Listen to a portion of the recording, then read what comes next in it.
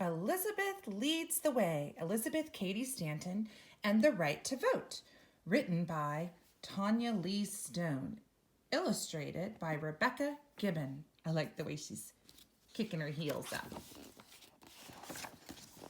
We do not expect our path will be strewn with the flowers of popular applause, but over the thorns of bigotry and prejudice will be our way. Elizabeth Cady Stanton. What would you do if someone told you you can't be what you want to be because you are a girl? What would you do if someone told you your vote doesn't count? Your voice doesn't matter because you are a girl? Would you ask why? Would you talk back? Would you fight for your rights? Elizabeth did. All of these things used to be true back when Elizabeth Cady was a girl, and all of these things might still be true today if Elizabeth hadn't led the way. She was only 4 years old the first time she heard someone, a woman, say, "Life is better for boys." The woman had come to visit Elizabeth's new baby sister. What a pity it is she's a girl. How could anyone look at a little baby and feel sad? What could be wrong about being a girl? She was 13 years old when her father, Judge Cady, told a woman whose husband had died that the farm she'd spent her whole life working on would be taken from her. Without a husband, the law stated, nothing belonged to her. Elizabeth was horrified by this unfairness. She said that the law should be cut out of every book. Judge Cady told her that wouldn't change anything. The law was still the law, and only men were allowed to change the laws. Preposterous! She decided right then and there she could do anything any boy could do. She jumped over high hurdles on horseback. She rafted across a raging river. She won a prize for being the best in Greek studies. Her father was proud, but he worried about his strong-spirited, rule-breaking daughter. You should have been a boy. He knew how much easier her life would be. But Elizabeth wasn't interested in easy. At 16, since colleges would not let girls in, Elizabeth begged her father to send her to a girls' school to continue her learning. So while most ladies were getting married, washing dishes, doing laundry, and having babies, Elizabeth was studying religion, math, science, French, and writing. There's nothing wrong with doing these things. It's just not what she wanted to do. Several years later, Elizabeth met Henry Stanton. Henry Stanton talks of the abolishment of slavery, the end of slavery. He was an abolitionist speaking out against slavery. He understood how unfair it was for people not to have rights or power. He did not laugh when Elizabeth talked about freedom. He did not laugh when Elizabeth said all people should be able to live life the way they choose. And he did not laugh when she told him she would add his name to her own but would not give up hers just to marry him. So Elizabeth Cady became Elizabeth Cady Stanton and had babies, cooked meals, washed dishes, mended clothes, and did laundry. She loved her babies, but she did not love cooking and dishes and mending and laundry. Looks like they love her too. One day, her friend Lucretia Mott invited her to a lunch. Lucretia had always shared Elizabeth's ideas about all the things women could do and would do if only they had the right. The other women at lunch shared them too. Elizabeth got fired up. She proposed they hold a meeting that would gather lots and lots of women from all around to talk. But what would they talk about? There were so many things that needed to be set straight. Married women couldn't own property or even the money they worked to earn. Elizabeth had learned long ago that only men could change the laws because only men could vote. That was it. That was the one thing that could change everything. If women could vote, they could help change all kinds of laws. This idea was so shocking, so huge, so daring. Elizabeth's friends gasped out loud. If they were flabbergasted, what would other people think?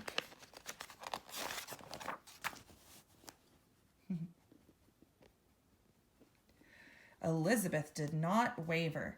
She knew voting was the only way to make a difference. Her battle cry for the right to vote rang out.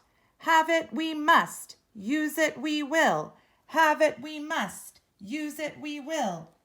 Even her Henry thought she had gone too far. Her poster here says Women's Rights Convention, a big meeting. But on July 19th, 1848, when Elizabeth arrived at the meeting place, she saw for herself that she hadn't gone too far. The small church in Seneca Falls, New York, was filled with hundreds of people. Elizabeth read aloud what she and a few of the women had written together.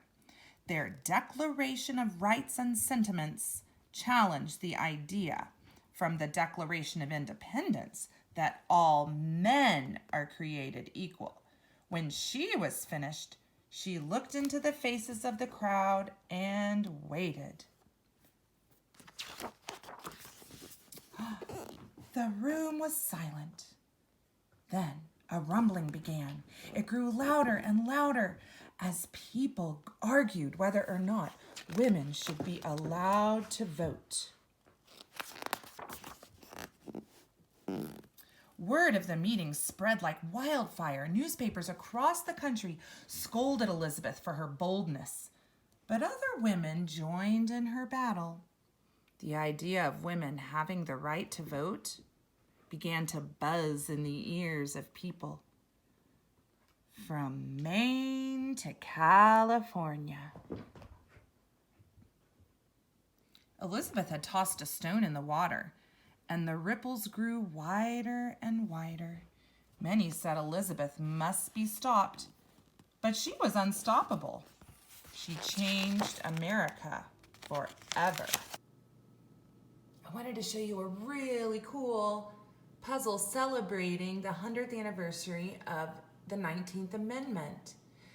It is made by a woman-owned company called Ebu. Really fun to put together. Ellie and I put it together in about 2 afternoons, evenings. And it comes with a poster that tells you about all these awesome women. So as you're putting each one together, you can learn about them. We're looking for Elizabeth Cady Stanton. And some of these are women we're also studying about. We've got a book we're going to read about Sojourner Truth.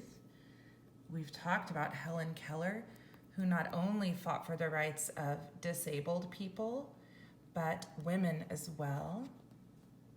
And if I turn it this way,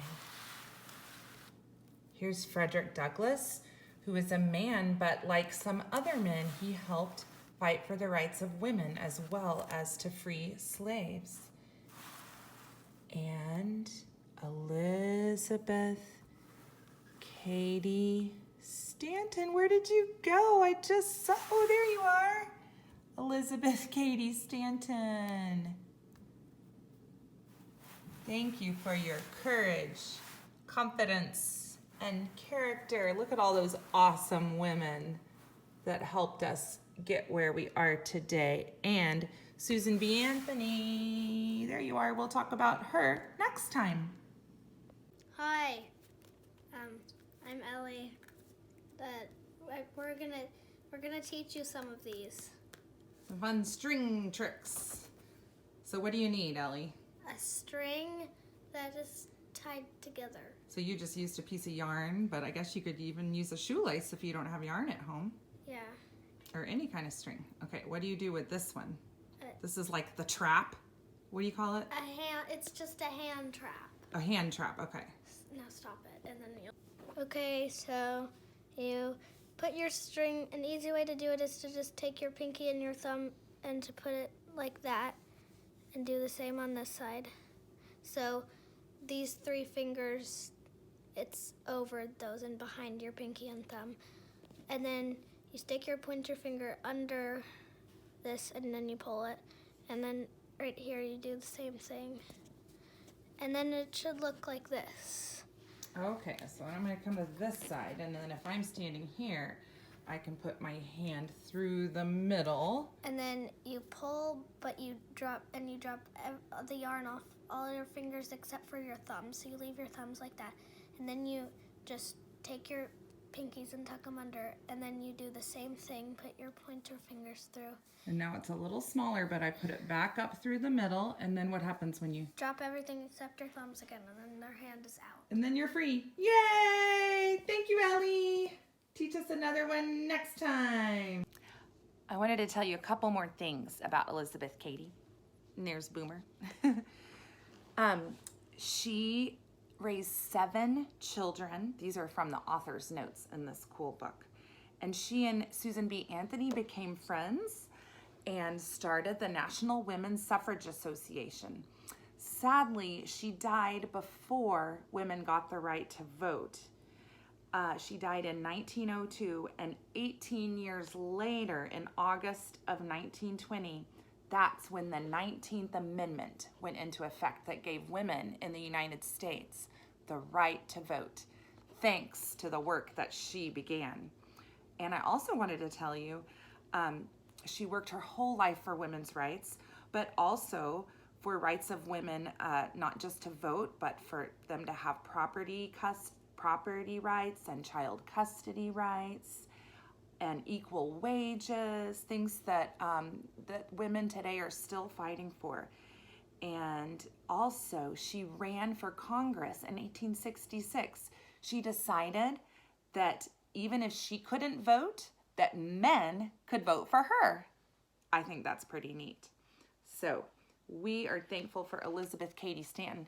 Here are 2 more cool books about her. If you like cartoon books, graphic novels, this is Elizabeth Cady Stanton, Women's Rights Pioneer by Connie Colwell Miller, illustrated by Cynthia Martin and Keith Tucker. It's really neat. Has some neat pictures and tells the whole story. And I like this one too. It's called Elizabeth Started All the Trouble by Doreen Rappaport, illustrated by Matt Faulkner. So another good one. We love Elizabeth Cady Stanton, a woman of courage, confidence, and character. Mwah.